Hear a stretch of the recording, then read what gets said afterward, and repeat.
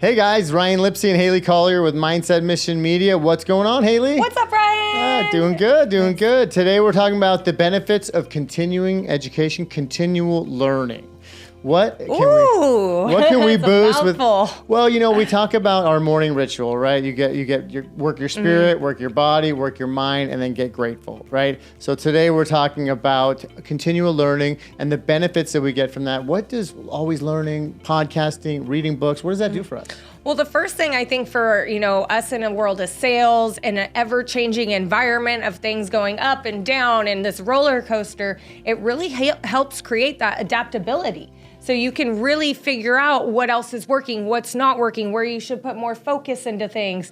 So I really like that first part of adaptability because you're always having to adapt to a new market, to something changing, and really being able to adapt well because you have so much knowledge and you're always willing to grow and learn. It gives you that kind of course correct real quick. Well, it gives you like a reservoir of what others have done in your situation because there's nothing new under the sun. Somebody somewhere has run into this little piece of adversity that I'm running into. So if I can draw on a greater reference point or reservoir, like I think of David Goggins, right? That guy had the upbringing from hell. He did 2-3 tours through the Navy SEALs program, right? And just so many breakthrough moments for me in reading those books. And what that did for me is a greater depth of my actual ability.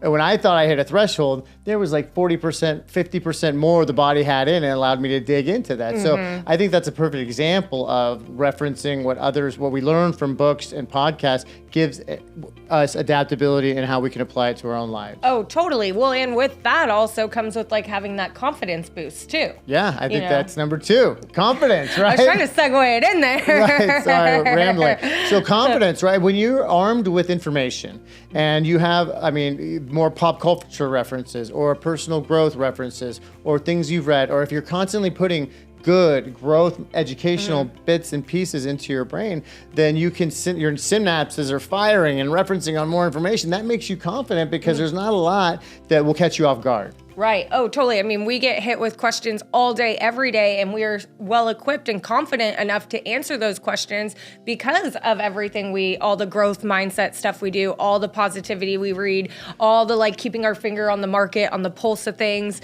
So we have the confidence when people ask us these questions to really help them with what our answers are, and they feel that confidence. Oh my gosh. And you need confidence when you get into a growth mindset, right? Because growth by definition is something happening outside of my safety zone, outside of my comfort zone. So every time, what does that mean, comfort zone? People talk about it. It means when I come up to this threshold, I'm fearful. And I get fearful all the time and operate outside my comfort zone anyway because of this growth mindset. It's allowing ourselves, I've read it enough times, I've heard it on enough podcasts to where people grow, but they have to pass through that fear, that anxiety, that fear of the unknown, that uncertainty, that right on the other side of that are great things. So I've heard that enough, you've heard that enough to where I've learned to when I'm approaching that fear and I just get curious.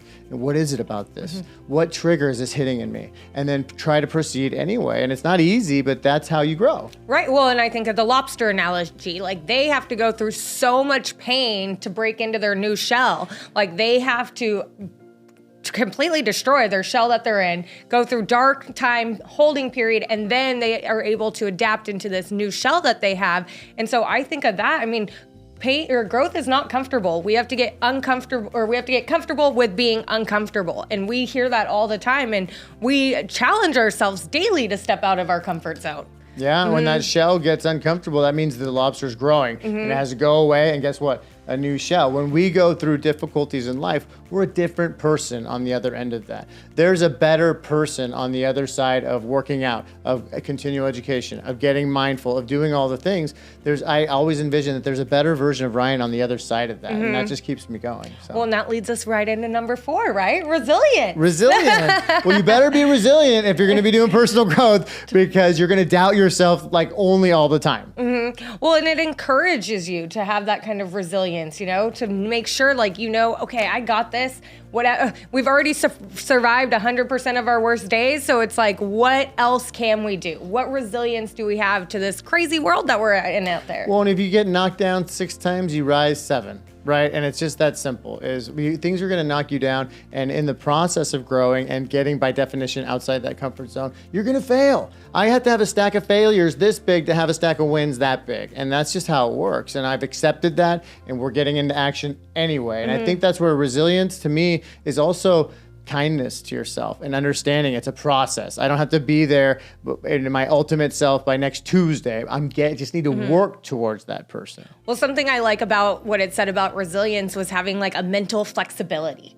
So when you have setbacks or when challenges come up, you're able to navigate that in a more positive way and able to see the benefits of the setback. I mean, something we talk about all the time is when we have a challenge or something that happens and we overcome that, it's like, okay, what lesson did we learn? We never lose. It's just learning the lessons. And it gives you that mental flexibility to really understand, like, I'm not losing here. I'm learning. I'm figuring things out. That's so good. Yeah, and that goes back to the growth mindset is when a challenge comes or an adverse situation that isn't going your way, okay? It's an opportunity for growth. If you can get still and find the lesson, to your point, you win or learn. There is no losing. Exactly. Yeah. Which also leads us into number 5, which gives us the enhanced creativity. So I love this part. I'm not a super creative person.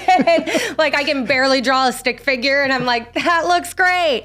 But it helps us with our creativity in world problems or how we can help solve some issues that we get handed to us. And that's what I really like about it. Well, there's no shortage of challenges in the world, and in our micro world or the world at large. But when you're educating yourself and you're committed to continual education, it gives you leverage on those challenges. It gives you a wider perspective. Again, referencing how other people got through tough points similar to what you're at, and allowing them to coach you through the pages or through the podcast or whatever your medium is for taking in this information.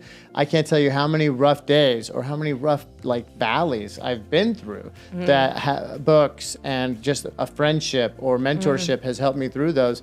And that's what I think continual education does for you. It gives you leverage on a problem, and it gives you perspective to slow down and see not just the obstacle, but the ways around it, through it, etc. by learning. I love that. Totally. Yeah. So I think that's what we have today for our continuing learning, and always, it's a little bit every day. Like Ryan reads 10 minutes every single day. I read my journal and I journal and do a little bit of podcasting every single day. It's not like something you have to do crazy for hours a day, but just a little bit every day really helps increase that continuing learning mindset, that growth mindset, and getting you creative on how to overcome problems. Oh man, 10 pages a day. Oh, 10 pages, yes. Sorry. Well, because that's 300 pages a month, roughly, right? That's almost a book. So I think I'm on book 11 this year. Jeez. It's crazy. And I never would have put myself in that category. So small things, small steps really add up. Okay.